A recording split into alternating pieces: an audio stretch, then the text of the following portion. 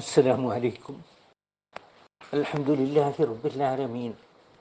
അസ്സലാത്തു വസ്സലാമു അലാ അഷ്റഫിൽ മുർസലീൻ സയ്യിദിനാ മുഹമ്മദുർ റസൂലുള്ളാഹി സ്വല്ലല്ലാഹു അലൈഹി വസല്ലം വഅലാ ആലിഹി വസഹ്ബിഹി അജ്മഈൻ. അമ്മാ ബഅദ്.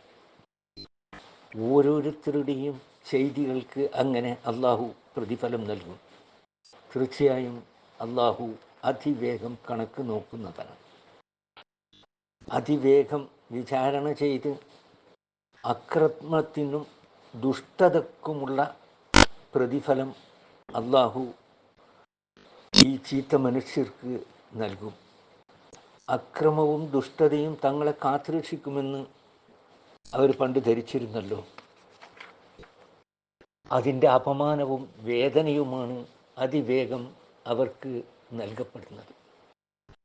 അഥവാ നാളെ പരലോകത്ത് അല്ലാഹു സുബ്ഹാനഹു വ തആല കുല്ലു നഫ്സിൻ ബിമാ കസബത്ത് റഹീന, ഓരോ ദേഹവും അത് സമ്പാദിച്ചു വെച്ചതിന് പണയമാണ്. ഭൂമിയിൽ അവർ ചെയ്ത ദുഷ്ടകൃത്യങ്ങൾക്ക് നാളെ പരലോകത്ത്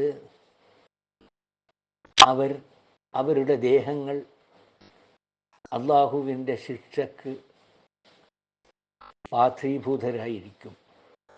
അങ്ങനെയുള്ളതായ ശിക്ഷകളിൽ നിന്ന് അല്ലാഹു സുബ്ഹാനഹു വ തആല നമ്മെ എല്ലാവരെയും കാത്തുരക്ഷിക്കുമാറാകട്ടെ.